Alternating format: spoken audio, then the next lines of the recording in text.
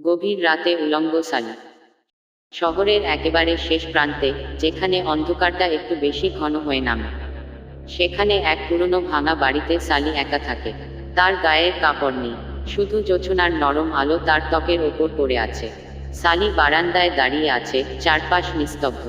হঠাৎ বাতাসে পর্দা উড়ে উঠে, যেন কেউ আসছে। সে পেছনে ফিরে তাকায়, কিন্তু ঘরে কেউ নেই।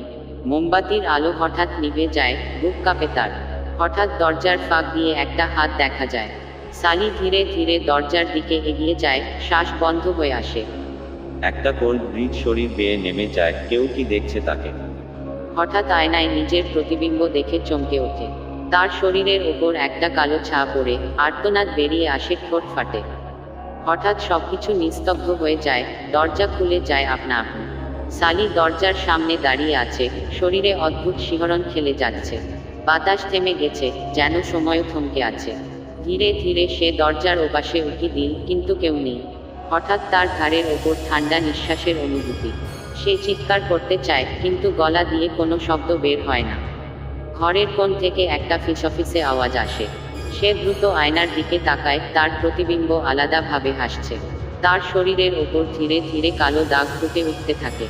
হঠাৎ ঘরের জানালা প্রচণ্ড শব্দে খুলে যায়, বাতাসের ঝাপটায় সে পড়ে যায়। তার কানে কেউ ফিসফিস করে বলে, তুমি একা নও। সে দরজার বাইরে ছুটে বেরোতে যায়, কিন্তু দরজা বন্ধ হয়ে যায় নিজে থেকেই। হঠাৎ ঘরের ভেতর একটা কালো ছায়া স্পষ্ট হতে শুরু করে। সালির চোখ বিস্ফোরিত হয়ে যায়। সে একা নয়, ঘরেও কেউ ছিল। কিন্তু সে কি মানুষ, নাকি অন্য কিছু? সালি কাঁপতে কাঁপতে পেছনে সরছে। তার মনে হচ্ছে, কিছু একটা ধীরে ধীরে তার দিকে এগিয়ে আসছে, কিন্তু চোখে কিছুই দেখতে পাচ্ছে না। মেঝের ওপর আচমকা একটা রক্তের ছাপ ভেসে উঠল। সালির শরীরে হিম শীতল একটা হাত ছুঁয়ে গেল।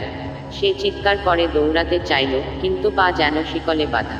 আয়নার মধ্যে দেখা গেল পেছনে দাঁড়িয়ে আছে একটা বিকৃত মুখ।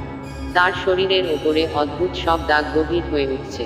হঠাৎ পায়ের নিচে মাটি দেবে যেতে লাগলো। তার চোখ দুটো লাল হয়ে উঠছে, সে কি নিজেই বদলে যাচ্ছে? পেছনে থেকে কেউ ফিসফিস করে বলে, তুমি আমার।